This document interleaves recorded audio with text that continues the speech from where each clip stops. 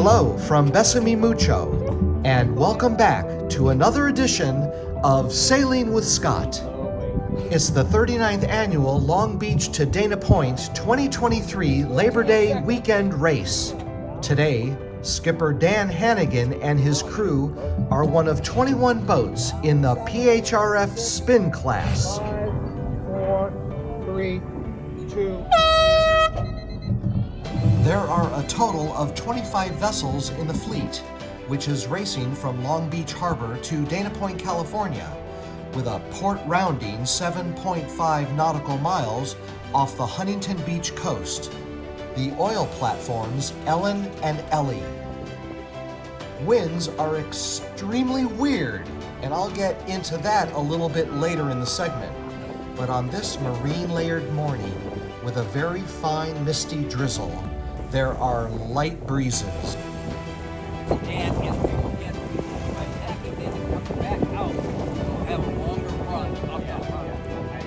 Besamé Mucho is a 1996 Beneteau 36S7, and for the next hour and a half, we made our way towards the Los Angeles gate of the Long Beach Harbor before exiting into the Pacific Ocean.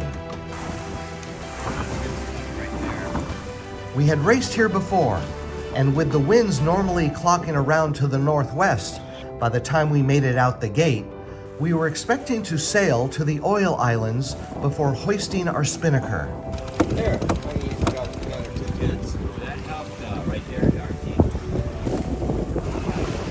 Unfortunately, this year, the wind was southerly and wasn't going to change.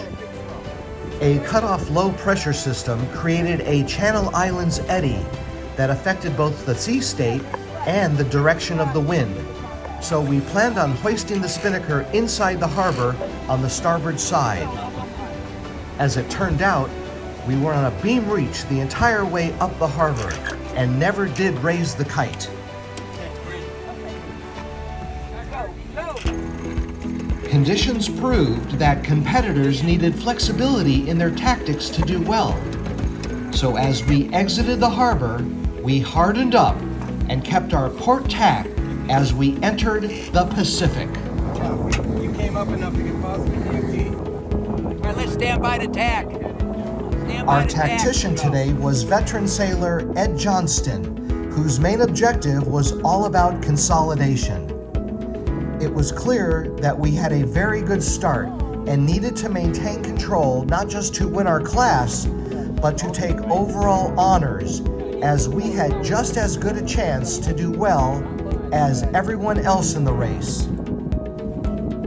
With clear leaders emerging in most classes, the ocean proved to not be as understanding as the afternoon grew on. Besamé Mucho was way out in front, and we were feeling pretty confident in our position. As the sun did start peeking through the marine layer, which burned off by midday, the afternoon turned into what some would consider the best possible weather for a Southern California offshore sailboat race. The one problem was the wind decided to calm down too, and the unusually southerly wind direction made for a ley line which was much farther out to sea than was normal for this competition. Those oil platforms are Ellen and Elly, and at this moment, they are more than 5 miles away. We've got to round them as a mark to port, which means they need to be on the left side of the boat as we pass them. That's Walt in getting off. After hours and hours of 2 to 4 knots of boat speed and listening to other competitors retiring from the race due to very calm winds, we realized just how difficult it would be to complete the race by the time limit set by the race committee. Ooh, I like that. Shoreline Yacht Club race committee, this is getting off. We are retiring from the race. Finally, we turned on our engine, retired from the race, and motored our way down to Dana Point. We were approximately 22 miles away at this point, and it took us about 3 hours to arrive at the destination. We had a good time sharing stories, relaxing on the boat, and as the day came to a close, we were treated to an extraordinary sunset at sea.